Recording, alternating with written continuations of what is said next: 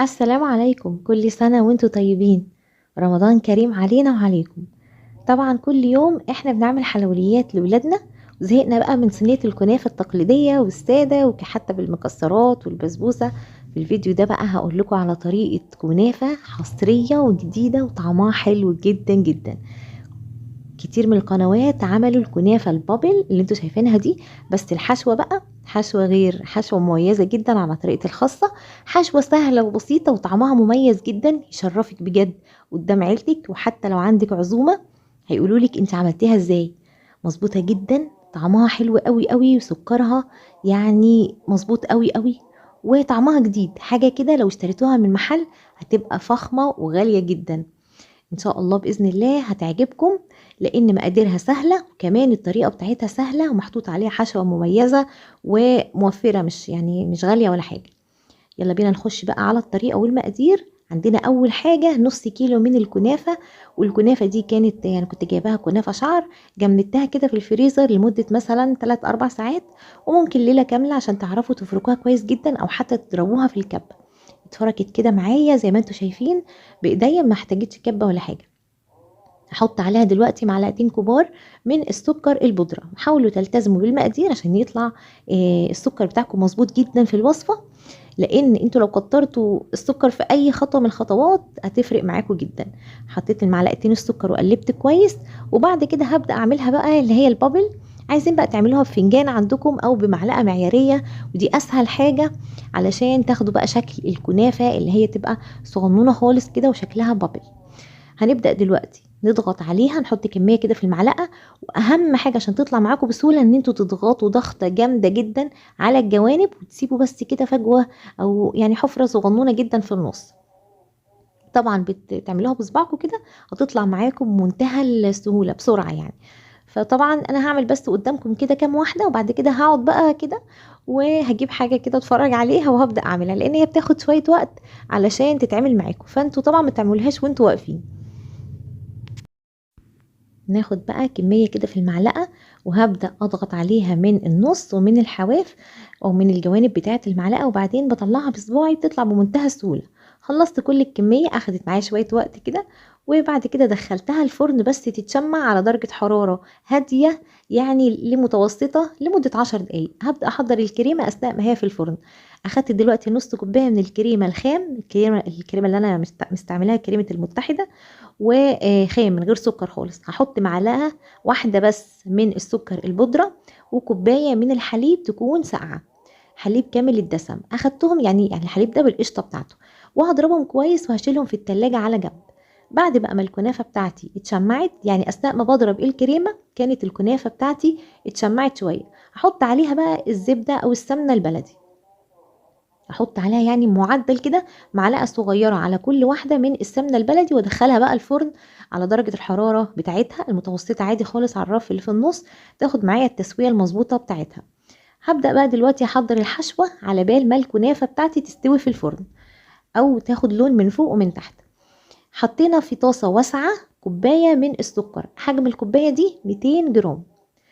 هنقلبها بعد ما احس ان السكر بدأ يدوب، زي ما انتوا شفتوا كده بنحرك الطاسه، وما بندخلش المعلقه خالص الا لما السكر بتاعنا يبدا يدوب 3/4 ذوبان.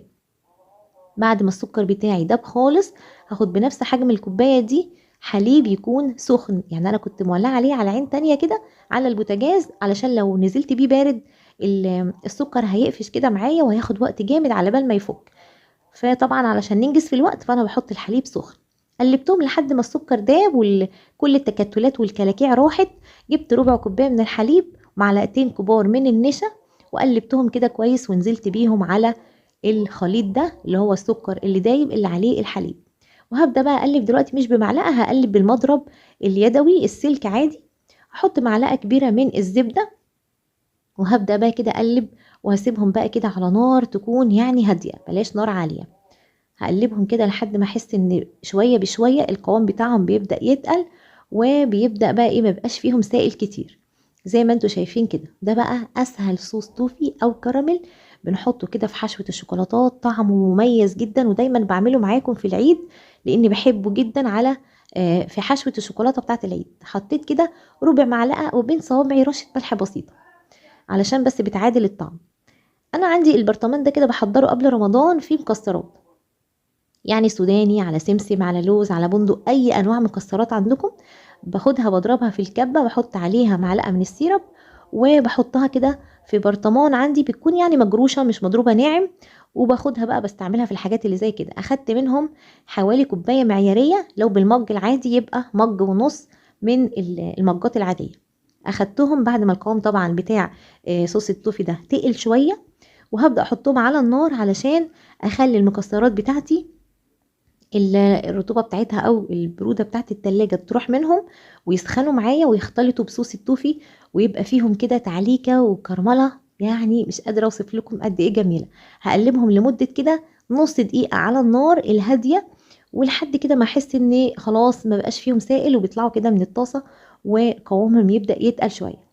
هقفل عليهم وهسيبهم لما يبردوا علشان اطلع بقى الكنافة بتاعتي.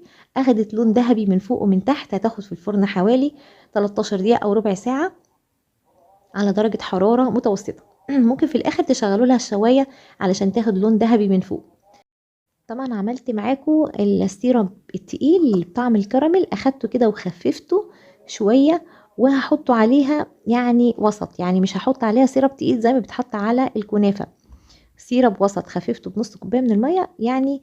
السيرب دوت ممكن تستعمله كوبايه ونص من السكر وكوبايه من الميه، وتغلوهم بس 10 دقايق كده. انا بحب جدا جدا السيرب اللي هو اللي انا كنت عاملاه على القناه اللي هو بالكراميل، بحط على كل واحده فيهم معلقه صغيره بس. هاخد دلوقتي الحشوه بعد ما بردت خالص، هحطها على الكنافه، وهبدا اسيبها بقى كده كلها على الصاج بتاعي لحد ما تجف تماما، علشان ابدا احط عليها الكريمه اللي كنت سايباها في التلاجة. احط الكريمه بتاعتي في كيس حلواني، الشكل بقى اللي انتوا عايزينه. انا حطيت البلبله الصغنونه دي او التيب الصغير ده اللي هو بتاع البيتي فور، ممكن تحطوا انتوا اي تيب عندكم متوفر، مفيش اي مشكله خالص، يعني ما تتأيدوش بالتزيين اللي انا عاملاه. ممكن تعملوا بس الحشوه اللي من فوق دي وخلاص على كده يعني عادي. لكن طبعا احنا بقى ايه بنقدم احلى حاجه عندنا. بصوا بقى الخلطه او اللي هو الحشوه دي بعد ما بتبرد بتحطوا ايديكم عليها كده تلاقوها ايه خلاص ما بتلزقش في الايد ولا حاجه، بتبقى حلوه جدا جدا، طعمها توفي كده، طعمها حلو قوي، مش متخيلين طعمها عامل ازاي. بعد كده هحط عليها بقى من فوق روزيتا من الكريمه بالشكل اللي بقى بشكل عشوائي زي ما انتوا عايزين، لان احنا لسه هنزينها من فوق مكسرات كده شكلها هيبقى حلو جدا. هخلص بقى كل الكميه زي ما انتوا شايفين وهرصها كلها جنب بعض، وهبدا دلوقتي بقى اجيب ايه السوداني. ده سوداني بس لونه اخضر، ليه هقول لكم الفيديو الجاي ان شاء الله. السوداني ده لونه اخضر ليه، من غير بقى ما نجيب عليه لون اخضر طبيعي ولا اي حاجه خالص. هتستعملوه بعد كده لتزيين الحلويات بتاعتكم زي الفستق بالظبط، زي ما انتوا شايفين مفيش اي اختلاف لا في الطعم ولا في اي حاجه خالص. بجد ان شاء الله هتنبهروا لما تدوقوا الحلويات اللي انا عاملاها النهارده، وكمان هتنبهروا الفيديو الجاي لما تعرفوا ايه المكون ده.